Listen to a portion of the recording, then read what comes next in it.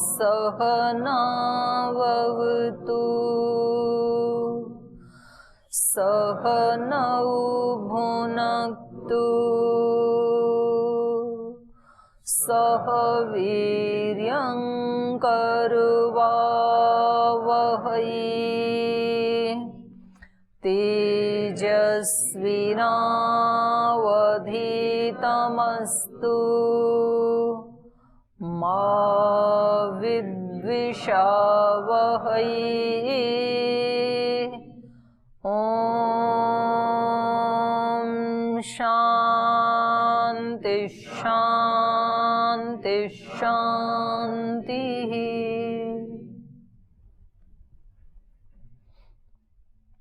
छांदोग्य उपनिषद में उपकोशल के आख्यान से हम पढ़ रहे थे कि किस तरह से जो भौतिक अग्नियां हैं या कोई भी भौतिक पदार्थ है, भागवत शक्ति है, वो किस तरह से हमें एक मौन वाणी में हमें उपदेश देती है और कैसे कैसे व्यक्ति कई बार अपने गुरुजनों के भावों को और उनके अभिप्राय को जब नहीं समझ पाता है तो कई बार उसको उल्टा भ्रम हो जाता है। जैसे कि उपकोशल को हो गया था, तो जब उनके 12 वर्ष तक सेवा करने पर, अग्नियों की सेवा करने पर भी उनके आचार्य ने उनको कोई उपदेश नहीं दिया, उनका समावर्तन नहीं किया, उनको घर नहीं भेजा, बाकी सबको समावर्तन संस्कार करके सेवा के लिए भेज दिया, इनको नहीं भेजा। तो उसको ऐसे लग रहा था कि मेरे साथ उचित व्यवहार नहीं हो पाया, तो उन्होंने एक तरह से अनशन शुरू कर दिया, खाना पीना छोड़ दिया। तो कई बार ऐसे होता है हमारे जीवन में भी कि हम कई बार अपने गुरुजनों के अभिप्राय को, वो हमें तराशना चाहते हैं, उनको लगता है कि इस ब्रह्मचारी के अंदर या इस सन्यासी के अंदर शक्तियां तो हैं, लेकिन इसको थोड़ा सा तप की भट्टी से गुजारें तो ये कुंदन बन जाएगा। तो ऐसा सोच करके कई बार वो हमें स्थूल रूप से हमें ऐसे लगता है कि हमें कष्ट देते हैं, प्रताड़ना देते हैं, लेकिन उसके पीछे उनका भाव जो है उसको हम कई बार समझ नहीं पाते हैं। तो ऐसे ही उपकोशल भी समझ नहीं पाए उसको, और उन्होंने सोचा कि मेरे आचार्य, तो आचार्य पत्नी ने कहा कि आप जा रहे हैं और ये ब्रह्मचारी जो है 12 साल से इसने अपने आप को तपाया है और ये इसने बहुत कुशलता से सेवा की है यहाँ आश्रम में, गुरुकुल में रह करके, तो कहीं ऐसा ना हो कि ये अग्नियां हमें ही शाप दे दें, तो आप इसको उपदेश दे दीजिए। सबको आपने उपदेश दे दिया और वो बिना सुने ही उसकी बात प्रवास पे चले गए। तो ब्रह्मचारी को और भी बुरा लगा कि इनके कहने के बावजूद भी मेरे आचार्य ने मुझे उपदेश नहीं दिया और वो प्रवास पे चले गए। तो उसने अनशन कर दिया, खाना पीना छोड़ दिया। तो उसके बाद फिर अग्नियों ने ही उसको उपदेश देना शुरू किया। तो ये वाला प्रसंग हम पढ़ रहे थे। तो इसमें कल के पाठ से आपका कोई प्रश्न हो तो आप पूछ सकते हैं। ओम प्रणाम दीदी जी। जी, यहाँ पर 10वां खंड के पहले मंत्र में आया है समावर्तन। समावर्तन संस्कार क्या है? समावर्तन है जब शिक्षा और दीक्षा दोनों पूरी हो गए तो अब गुरु उनको समाज की सेवा के लिए भेज देते हैं। तो वो दो प्रकार के ब्रह्मचारी होते हैं। एक तो सीधा ब्रह्मचर्य से फिर सन्यास दीक्षा ले लेते हैं, बाकी के 2 छोड़ देते हैं, ये शॉर्टकट रास्ता है। और दूसरे प्रकार के वो होते हैं जो उन 2 आश्रमों में से भी होकर के फिर आएंगे सन्यास में, तो उनको विवाह संस्कार की अनुमति खुद गुरु देते हैं और फिर उनको कैसे रहना है वहाँ समाज में, जो पिछला समाज वहाँ चल रहा है उसी का एक हिस्सा बन के नहीं रहना है, बल्कि एक विशिष्ट व्यक्ति बन के रहना है, समाज को भी एक दिशा देने वाला बन करके रहना है। तो वहाँ फिर एक दीक्षांत भाषण होता है जो उसमें तैत्तिरीय उपनिषद में आया है ना। आजकल तो जो दीक्षांत समारोह होता है उसमें कोई शिक्षा नहीं दी जाती है, वो नाच गान करके, पार्टी करके, समोसे चाय पी के खा करके फिर चले जाते हैं सब। उस समय ऐसा नहीं था। तो उसमें आपको कैसे वहाँ बरतना है, जो आपके वहाँ बड़े होंगे उनके साथ कैसे व्यवहार करना है, समाज के साथ कैसे करना है। और गुरुकुल में रहते आपने भिक्षा का अन्न खाया है, तो भिक्षा का अन्न का मतलब है समाज का ऋण है हमारे ऊपर, आपने समाज का खाया है, इसलिए उनकी सेवा करना कोई उन पे एहसान करना नहीं है, बल्कि अपने ऊपर जो ऋण है उससे उऋण होने के लिए वो सेवा वहाँ पे करनी है। लेकिन सेवा करते समय भी जो मुख्य बात है वो वहाँ पर है स्वाध्याय प्रवचनाभ्याम मां प्रमद। वो हर एक थोड़ी थोड़ी देर के बाद एक टैगलाइन है वहाँ पे कि स्वाध्याय और प्रवचन में प्रमाद मत करना, क्योंकि ये दो ऐसे साधन हैं जो हमें नीचे गिरने से बचाते हैं। तो स्वाध्याय का मतलब है कि यहाँ पर जो आप आत्मचिंतन करते रहे, गुरुकुल में रहते हुए समाधि लगाते रहे, अपनी इंद्रियों को वश में करते रहे, तो ये अभ्यास आपका जारी रहे। और इसको जारी रखने के लिए जो ऋषियों के ग्रंथ हैं या गायत्री आदि का जाप है वो आपकी रक्षा करेगा। तो थोड़ा उनको पढ़ते भी रहना और ध्यान उपासना समाधि आदि ये करते रहना, ये है स्वाध्याय। और दूसरा है प्रवचन। तो केवल मैं ऐसा रहूं और आपके आसपास सारे लोग उल्टे पलटे रहेंगे, उनको पता ही नहीं है कुछ भी, तो क्लेश होता रहेगा जीवन में। वो उधर खींचेंगे, आपकी चेतना उधर जाएगी नहीं, आप इधर चढ़ना चाहेंगे तो रस्साकस्सी रहेगी। तो इसलिए जो आपने पाया है उसका दूसरों को भी बताना, अपने जीवन से बताया जाता है एक तो, और एक होता है शब्द से भी बताना, तो उसको कहा प्रवचन। तो इस तरह के भी अनुष्ठान वहां करते रहना। और दूसरा लाभ ये होगा कि जो आपने पढ़ा है उसका लाभ समाज को भी मिलना चाहिए, क्योंकि हमारी जो वैदिक संस्कृति है वो सेल्फ रियलाइजेशन के साथ कलेक्टिव रियलाइजेशन वाली है। खुद आर्य बनो, औरों को भी बनाओ, वसुधैव कुटुंबकम, ऐसी है हमारी संस्कृति, सबको वो सुख देना। तो आपको केवल आत्म केंद्रित उस रूप में आत्म केंद्रित होके नहीं रहना है। आत्म केंद्रित के दो अर्थ हैं। आत्म केंद्रित का मतलब है अपने आप से ही सारी खुशियां व्यक्ति चाहे, बाहर से ना चाहे, और अपनी प्रसन्नता, अपनी आत्म सम्मान, आत्म स्वाभिमान, आत्म प्रसन्नता इसमें रहे, तो ये तो अच्छा अर्थ है। और दूसरा है जो उसका सेल्फिश का ट्रांसलेट कर देते हैं, तो वो निंदार्थ में है। तो आप केवल सेल्फिश जैसे होके मत रहना कि भाई मैं तो गुरुकुल से पढ़ के आया हूँ, मुझे तो सारा ज्ञान है, मैं वैसे जी भी रहा हूँ, पड़ोसी यदि शराबी खराबी कबाबी है, उल्टे रास्ते पे जा रहा है, रोगी भी है, तो मुझे इससे क्या, जैसा कर रहा है वैसा अपना भुगतेगा।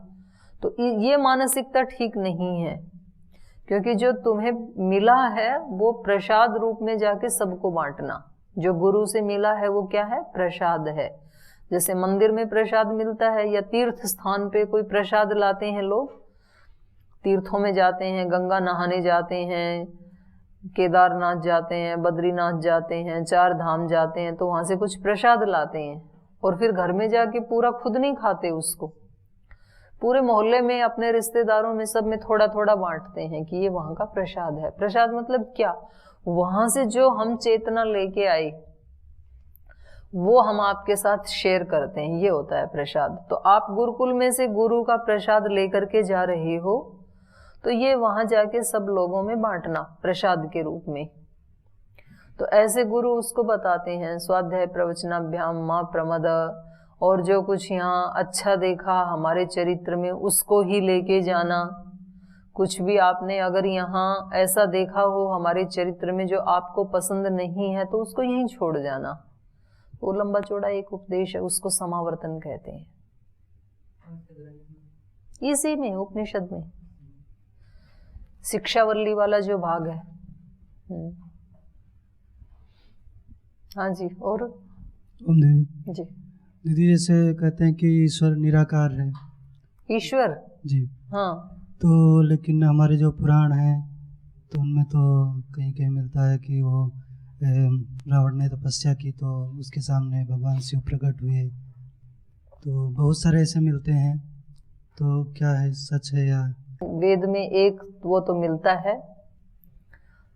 अश्नाविरम शुद्धम अपाप विद्धम कविर मनीषी परिभू स्वयंभू याथा तथ्य तो अर्थान्व्य दधात शाश्वतीभ्य समाभ्य और न तस्य प्रतिमा अस्ति, ये भी मंत्र आया है। तो वेद में ये प्रमाण तो मिले हैं। इस मंत्र में जो कहा जा रहा है ना, अश्नाविरम अशुद्धम अपाप विद्धम, नस नाड़ियों से रहित है। तो नस नाड़ी से रहित है, इसका मतलब फिर इस शरीर में नहीं समा पाएगा वो। तो ये जो साधक कहते हैं, ये मैं अपना व्यू दे रही हूँ, मुझे जो लगता है वो बता रही हूँ, कि जैसी हमारी मनोदशा होती है ना, मन की स्थिति हो जाती है, तो वैसा फिर हमें कई बार आभासित होने लगता है। हम अपने मन का ही एक कल्पना का भगवान बना लेते हैं, जैसी जिसकी मनोदशा है। भगवान की तो बात छोड़ो, लोग तो भूत प्रेत भी बना लेते हैं। एक व्यक्ति, एक कोई अपने यहाँ कोई ब्रह्मचारी पढ़ते थे, और वो यहाँ भी मतलब ऐसे रोगी सा हो गया था। तो फिर उसको ऐसे ही वो आंख बंद करके कभी घूमता रहता, कहीं भी जाके बैठ जाता, कुछ मतलब ऐसा एक उसका नॉर्मल जीवन नहीं था। तो फिर उसको घर भेजा। वो यहाँ आने से पहले भी मानसिक रोगी ही था। यहाँ इसलिए भेजा था परिवार वालों ने कि शायद कुछ सुधार हो जाए। फिर यहाँ और ज्यादा बढ़ गया ये सब सुन सुन के, तो उसकी हालत ऐसी हो गई। तो फिर मेरे पास फोन आया, बोले आप जो है ना उस मेरे मन में घुसी हुई हैं, मेरी आंख में घुसी हुई हैं, मेरे कान में घुसी हुई हैं, मेरा तो जीना ही ऐसे हो गया वैसे हो गया। अब मैं तो जिंदा हूं, अब मैं यहाँ रहते हुए उसके कान में कैसे घुस सकती हूँ बताओ। तो ये क्या है, मन का प्रक्षेप है ना ये। ऐसी मतलब किसी भी एक व्यक्ति का या वस्तु का बार बार चिंतन करेंगे तो हमें लगता है कि मतलब उसके साथ हमारा तदाकार हो जाता है। फिर योग दर्शन में है ना वो समापत्ति। समापत्ति क्या है? समापत्ति क्या है?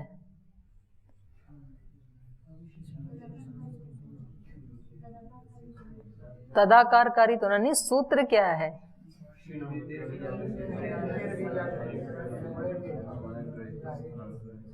ग्रहित्री ग्रहण ग्राह्येषु तत्स्थ तदंजनता। ग्रहिता ग्रहण और ग्राह्य में तत्स्थ तदंजनता, ये जो है तदाकारकारिता, ये समापत्ति है। तो ऐसे हो जाता है। तो ये कई बार जो है ना, ऐसा नहीं है मतलब जैसे भूत प्रेत योनि है तो उनका शास्त्र प्रमाण वो योनि होती है। सांख्य दर्शन में भी है, सांख्य कारिका में भी है, वो योनियां होती हैं। मानुष्य योनि भी है, वो तो हैं ही हम सब। दैव योनि भी है, कीट पतंग योनि भी है, जलचर योनि है, नभचर भी हैं, थलचर भी हैं, तिर्यक भी हैं। ये सब योनियां तो हैं ही। वहां पे 10 प्रकार की योनियां बताई हैं, तो उनका है। लेकिन कई बार व्यक्ति अपने मन का ना ऐसा बहुत ज्यादा जब उसमें खो जाता है तो कई बार वो उसको भ्रम भी हो जाता है। तो अब उसके बारे में कुछ देखो, कोई भी बात जब तक हमने परीक्षण नहीं किया उसके बारे में हम कोई एक निर्णय नहीं दे सकते हैं कि रावण ने क्या तपस्या की होगी, उसके सामने क्या प्रकट हुए होंगे। ना तो रावण हमें मिले जो उनसे पूछ लें उनका अनुभव। अब जो उसके बारे में लिखा है वो वही अनुभव है जो उनको हुआ था, या उसमें भी कुछ प्रक्षेप है, या जो लिखा है वो किसने किस आधार पे, तो उसके बारे में कुछ कहा नहीं जा सकता है। तो चलिए इसको आगे पढ़ते हैं। तो इन्होंने क्या उपदेश दिया? अग्नियों ने उपकोशल को क्या उपदेश दिया? प्राण, और क्या दिया? कम ब्रह्म खम ब्रह्म, कितना प्रसिद्ध उपदेश दिया था, आप तो भूल गए। ये बहुत बड़ा उपदेश है, याद रखने योग्य है ये। अग्नियों ने क्या कहा था? प्राण ब्रह्म, कम ब्रह्म, खम ब्रह्म। जो कम है वही खम है, जो खम है वही कम है। तो जहां जहां भी सुख दिखाई देता है संसार में, वो सब किस में आ जाता है? कम में। तो वो क्या है? ईश्वर का ही रूप है वो। तो इसलिए जो जैसे कोई बालक है तो उसको अपने माता पिता के पास, अपने गुरु के पास, अपने मित्र के पास, या कोई शादीशुदा है तो पति पत्नी के पास, या कोई बच्चे वाले हैं तो अपने बेटे बेटियों के साथ। तो इस तरह से जो संसार में सुख मिलता है, सुख मिलता है, तभी तो मतलब ये संबंधों में लोग उलझे रहते हैं। तो भले ही वो अनित्य सुख है, अशाश्वत सुख है, लेकिन सुख तो है वहां पे। सुख ना हो तो कोई भी नहीं रहेगा। तो ये जो सुख है ये भी क्या है? ईश्वर का ही अंश है उसमें। इसलिए स्वामी जी महाराज कहते हैं कि ये संसार हमें फंसाने के लिए नहीं है, ब्रह्म की तरफ ले जाने के लिए है। वहां से शुरुआत होती है। जो माता पिता का एक सुख है, गुरुजनों का एक सुख है, वो सुख तो है लेकिन वो शाश्वत नहीं है, अनित्य है और अल्प है, वो भूमा नहीं है, लेकिन वो भी उसी का ही रूप है। इसलिए स्वामी जी कहते हैं कि सब में क्या रखो? ब्रह्म भाव रखो। उनके प्रति कोई घृणा का भाव नहीं रखना, उनके प्रति कोई उपेक्षा या द्वेष का नहीं रखना कि भाई हम माता पिता गुरुजनों से, अपने साथियों से अगर प्रीति पूर्वक रहेंगे तो हम कहीं निश्रेयस के मार्ग से भटक जाएंगे, तो हमें इनसे बात भी नहीं करनी है, इनसे घुलना मिलना भी नहीं है। तो इस तरह का भाव नहीं रखना चाहिए, क्योंकि ये एक तरफा भाव जो है ना, आधा अधूरा सत्य, तो वो फिर हमें पूर्ण तृप्ति नहीं दे पाता है। तो हमारे यहाँ हमेशा यही बात हुई, अभ्युदय निश्रेयस दोनों का बैलेंस।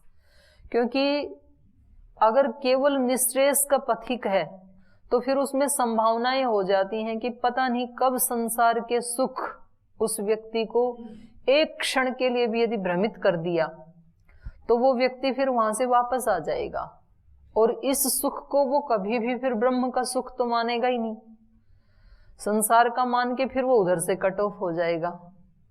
तो उसको फिर पतन कहते हैं। और जो पहले से ही दोनों को ही लेके चल रहा है, जिसने संसार को कभी निंदित दृष्टि से देखा ही नहीं, अपने माता पिता भाई बंधु या गुरुकुल में रहते हैं तो अपने सहपाठी या अपने काम करने वाले हैं, जो भी नौकर चाकर, उन सब में भाव एक ही रखा। व्यवहार तो अलग अलग होगा। अब घर में नौकर है तो नौकर के साथ नौकर जैसा व्यवहार होगा, पिता के साथ पिता जैसा व्यवहार होगा। भाव दोनों में एक हो सकता है, लेकिन ब्रह्म भाव, प्रीति का भाव अंदर से कि भाई ये भी इंसान है। ऐसा नहीं कि मतलब जो नौकरी करते हैं बेचारे, गाड़ी चलाते हैं या घर में झाड़ू पोछा बर्तन साफ करते हैं, तो ये थोड़ी है कि उनमें आत्मा ही नहीं है। तो जैसा उनको भी हमें एक प्रतिष्ठा की दृष्टि से देखना चाहिए अंदर से। व्यवहार तो अलग होगा, भाव उनके प्रति भी सम्मान का और ब्रह्म भाव ही होना चाहिए। तो जो ऐसे लेके चला है, तो उस व्यक्ति को मान लो एक समय विशेष में इन सब को छोड़ के उसको आश्रम में जाना पड़े या कहीं एकांत में जाना पड़े, तो वो कभी भी इसमें भटकेगा नहीं फिर, क्योंकि उसने दोनों को देखा ना। संसार में भी ब्रह्म भाव को देखा, इसी सुख को देखा, और इससे भी ऊपर निश्रेयस वाले सुख को भी वो साथ साथ देख रहा है। तो इसके जीवन में हमेशा बैलेंस मिलेगा। इसके जीवन में बहुत कम चांस है गिरने के। एक तरफा जीवन है, उसमें बहुत ज्यादा चांस है गिरने की, वो कभी भी ठोकर खाएगा। ऐसे ही जो अकेला इस मार्ग में चलता है, केवल सांसारिक मार्ग में, तो उसने कभी शास्त्र का, गुरुओं का, किसी साधु सन्यासी का, ऋषियों का, धर्म का कभी सम्मान ही नहीं किया। हमेशा यही कहता रहा कि ये सब निठल्ले लोगों के काम हैं, ये सब आलसी लोगों का मार्ग है, ये मतलब उसकी निंदा करता रहा, जो भी शब्द प्रयोग किए हों उसने। और वो प्रशंसा किसकी करता रहा?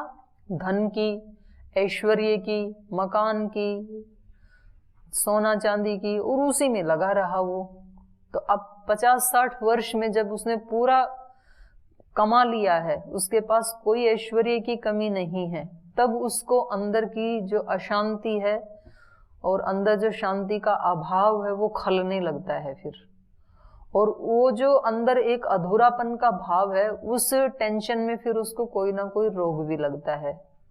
और क्योंकि उसने ये सब कमाते हुए दिनचर्या भी ठीक नहीं रखी थी, तो उस कारण भी कोई ना कोई रोग उसको लग जाता है। तब फिर उसको इसकी याद आती है, तो फिर उसको ये धन ऐश्वर्य सब बहुत कड़वा लगने लगता है, क्योंकि उसने कभी भी धन ऐश्वर्य को ब्रह्म समझ के या साधना समझ के तो कमाया नहीं, भोग समझ के इकट्ठा किया था। तो वो उसको बहुत बुरा लगने लगता है। उसको लगता है कि इस सब के बदले में अगर कोई मुझे आत्मिक शांति दे तो मैं देने को तैयार हूं। तो ये भी अधूरा रहा, ये भी अधूरा रहा। तो इसलिए यहाँ पर अग्नियां बहुत सुंदर उपदेश दे रही हैं उपकोशल को कि यो वै कम तदेव खम, यदेव खम तदेव कम। तो सुख जहां भी दिखाई दे रहा है वहां आप ईश्वर दृष्टि रखो कि ये भी ईश्वर का ही एक अंश है यहाँ पर भी, लेकिन मुझे तो पूर्ण ब्रह्म को पाना है, एक अंश को नहीं पाना है। मुझे भूमा को पाना है, अल्प को नहीं पाना है, वो अलग है। लेकिन उसमें कभी भी निंदा ना करें, भगवान का जो विश्वमय रूप है उसकी निंदा ना करें। ये तो सब मतलब चेतन है आत्माएं, इसकी तो बात ही छोड़ो। हमारे यहाँ पर तो जो अन्न जैसी जो जड़ वस्तुएं हैं उनको भी ब्रह्म ही माना है। अन्नो वै ब्रह्म अन्नम न निंद्यात, ऐसे ऐसे उपनिषद में ही आता है। अन्न की कभी निंदा ना करें, जल की कभी निंदा ना करें, सूर्य चंद्र की कभी निंदा ना करें। ऐसे प्रसंग आगे इसमें बृहदारण्यक में भी आएंगे, छांदोग्य में भी आएंगे। तो कण कण को ही भगवद में माना है वैदिक संस्कृति में। तो अग्नियों ने इसको कहा कि उपकोशल जो एक ईश्वर का ये विश्वमय रूप है, ये सुख स्वरूप है, और दूसरा खम, खम मतलब आकाश, जो उसका अनभिव्यक्त रूप है, जो इस आकाश की तरह सर्वत्र व्यापक है, जिसको विष्णु भी कहते हैं, विष्णु व्याप्त धातु से जो बनता है। तो ये दोनों ही ब्रह्म के ही रूप हैं। प्राणम ह अस्मै तदाकाशम च ऊचुः, और निश्चय रूप से तू प्राण को ही उस आकाश का और इनका आधार मान। तो ये तीन चीजें बताई इन्होंने, तीन ब्रह्म के रूपों का उपदेश दिया। तो ये तो तीन सभी अग्नियों ने मिलकर के उपदेश दिया। अब एक एक अग्नि जिनकी ये उपासना कर रहे थे, तो ये अलग से भी उसको उपदेश दे रही हैं। जिस घर में हम सेवा करते हैं, तो एक तो फिर जैसे कोई नौकर है या घर में कोई कन्या होती है, तो जब उसको घर से विदा करते हैं तो एक तो सामूहिक रूप से उसको जो दान दहेज देना है वो दे देते हैं। फिर बाद में उसकी माता अलग कुछ देती है पर्सनल, फिर उसके भाई या पिता ऐसे देते हैं ना। तो जैसे आपको यहाँ से किसी को जैसे मान लो समावर्तन करके, वहाँ यहाँ तो कोई भी जाने वाला नहीं है वैसे तो गुरुकुलों में जैसे समावर्तन करते हैं, तो एक तो सामूहिक रूप से उसका कर दिया समावर्तन, तो वो चले गए, और फिर कभी कभी उसके दोस्त अलग से उसको कुछ गिफ्ट देते हैं छोटी सी। तो इन अग्नियों की क्योंकि इन्होंने सेवा की थी, तो अब अलग से ये अग्नियां उनको उपदेश दे रही हैं। अथः एनम गाह्यपत्यो अनुशसास पृथ्वी अग्नि अन्नम आदित्य इति य एष आदित्य पुरुषो दृश्यते सो अहम अस्मि स एव अहम अस्मि इति। तो अब इसको गाह्यपत्य अग्नि ने अनुशसास उपदेश दिया। गाह्यपत्य अग्नि वो है जो मतलब घर में हमेशा जलती रहती है। एक अग्नि को ना संचित करके रखा जाता है घर में, और फिर उस अग्नि से ही लेकर के फिर दोबारा अग्नि जला करके उसको बोलते हैं, वो जो पकाने वाली अग्नि है। ये गाह्यपत्य अग्नि मतलब ये रक्षित अग्नि होती है, घर की अग्नि जो हमेशा कभी भी बुझने नहीं देते थे अपने यहाँ, ऐसी प्रथा थी। तो उसके कई कारण थे। एक तो दिया सलाई का तब तक आविष्कार नहीं हुआ था, तो बार बार कौन पत्थर को रगड़ के या लकड़ी को रगड़ के अग्नि निकालेगा। तो एक बार अग्नि आ गई घर में, तो गोसे आदि लगा के फिर उसको राख से ढक के उसकी रक्षा की जाती थी। तो अगली बार उसी को सुलगा के फिर दोबारा अग्नि प्रदीप्त कर ली जाती थी। और ये परंपरा तो अभी तक थी, लगभग 40-45 वर्ष पहले तक भी हमने देखा घरों में ना, गांव में वो अग्नि मांग के ले जाया करते। तो शायद जो ज़्यादा एडवांस गांव नहीं हैं, दूर दराज हैं, उनमें अभी भी ये प्रथा है कि वो रखते हैं। तो पड़ोसी भी ले जाते हैं वहाँ से अग्नि को मांग के। है जी। पर गैस अभी भी जिनके पास गैस नहीं है, मतलब जो दूर दराज के गांव हैं, तो कहीं मिल जाएगा आपको। पर हमने तो देखा इसको, गैस तो आ गई थी, लेकिन गैस केवल या तो कभी दूध गर्म करने के लिए, चाय बनाने के लिए यूज किया जाता था। मतलब गैस आने के बाद भी ना वर्षों तक उसका खाना अच्छा नहीं माना जाता था, और गांव में अभी भी अच्छा नहीं मानते। एक ऐसी मानसिकता थी, बोले गैस के खाना खाने से गैस बनती है। तो वो कुछ उसमें सत्य भी है। तो गैस आने के बाद भी रोटी आदि सब उसी पे बनती थी, चूल्हे के ऊपर घर में। तो ये गार्हपत्य अग्नि है जिसको रक्षित करके रखा जाता है। अतः एनम गार्हपत्यो अनुशासासे। अब कौशल को गृह अग्नि ने उपदेश दिया। उसने क्या कहा? पृथ्वी अग्नि अन्नम आदित्य इति, ये 4 शब्द बोले। पृथ्वी, अग्नि, अन्न और आदित्य। तो ये सारे क्या हैं? ब्रह्म के ही रूप हैं। ये एष आदित्य पुरुषो दृश्यते। उपकौशल, ये जो सूर्य में तेरे को ब्रह्म का रूप दिखाई देता है, जो पुरुष दिखाई देता है, सो अहम अस्मि, वो मैं गार्हपत्य अग्नि ही हूं। अर्थात गार्हपत्य अग्नि साक्षात सूर्य का ही रूप है। स एव अहम अस्मि, तो निश्चित रूप से जान ले मैं वही हूं। तो तू एक तरह से ब्रह्म की ही सेवा कर रहा था। जब तू मेरी सेवा कर रहा था 12 वर्ष तक, तो ये पृथ्वी में भी जो पुरुष दिखाई देता है वो भी वही है जो सूर्य में है, और जो अग्नि में और जो अन्न में दिखाई देता है वो भी वही है। तो 4 शब्द बोले इन्होंने, पृथ्वी, अग्नि, अन्न और आदित्य।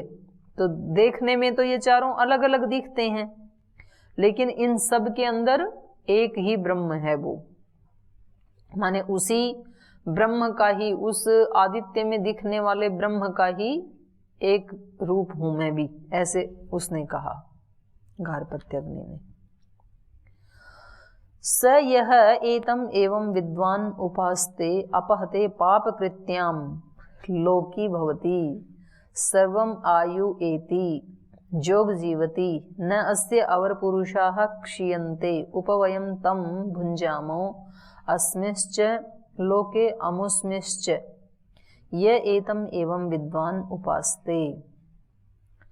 सह यह एतम एवं विद्वान, तो जो साधक इस गार्हपत्य अग्नि को भी ऐसा जानता हुआ, साक्षात ब्रह्म का ही रूप जानता हुआ, उपास्ते, इसकी उपासना करता है। माने उसके प्रति, नहीं तो ऐसे लगता है ना कौन चूल्हा झाड़ फूकता रहे, चलो हम तो जाके तपस्या करते हैं। तो आप जहां जाके जिस ब्रह्म की उपासना करोगे, ये झाड़ फूक करने में भी वही ब्रह्म है। मतलब मुंह से फूंकते थे ना आग, तो इसमें भी वही है। यह एतम एवं विद्वान उपास्ते अपहते पाप कृत्याम, तो वो पाप कृत्यों से अपहत हो जाता है, छूट जाता है, बुरे कर्मों से छूट जाता है। अब जो व्यक्ति मतलब हर जगह हर पल कदम कदम पे ब्रह्म भाव ही रखेगा, तो उसको पाप आएगा कहां से? चांस ही नहीं है पाप आने का। अपहते पाप कृत्याम। और लोकी भवती, लोकी मतलब लोक वाला, लोकी सब्जी बनाने वाली नहीं कि लोकी बन जाता है। लोकी भवती मतलब लोक वाला। जब वो लोक में कण कण में ब्रह्म भाव रखेगा, तो फिर वो उस लोक का एक तरह से मालिक बन जाता है। अपहते पाप कृत्याम लोकी भवती सर्वम आयु एति, और वो पूरी आयु को प्राप्त करता है, अल्प आयु में नहीं मरता है। क्यों? इसका आयु का क्या संबंध है? क्योंकि जब वो सब जगह अग्नि आदि में भी उस ब्रह्म को देखेगा, तो पूरे दिन ब्रह्म का दर्शन करते करते मन कैसा रहेगा? प्रशांत रहेगा। और मन जितना प्रशांत रहेगा तो श्वास भी प्रशांत रहेगी। श्वास जितनी लंबी और गहरी और प्रशांत होगी उतना ही लंबा जीवन भी होगा। तो आयु बढ़ती है इससे। और जितना मन अशांत होगा, तनाव युक्त होगा और इसको घृणित दृष्टि से देखेगा कि इसको छोड़ के कहाँ भाग जाऊं, और भाग सकता भी नहीं हूं, घर की जिम्मेदारियां हैं, इस तरह से जो तनाव में, टेंशन में रहेगा घर में रहते हुए, तो उसका मन अशांत होगा। मन अशांत होगा तो उसके खून में बहुत सारे टॉक्सिन्स पैदा हो जाएंगे, उसकी श्वास भी थोड़ी सी उखड़ी हुई रहेगी, लंबी नहीं होगी, तो फिर उसकी आयु कम हो जाती है। तो मनुष्य जीवन की औसत आयु मिलती है हमें जन्म के साथ, लेकिन वर्षों की काउंटिंग में हम कम ज्यादा कर सकते हैं। जिस तरह का हम जीवन जीते हैं तो उसको बढ़ा भी सकते हैं, घटा भी सकते हैं।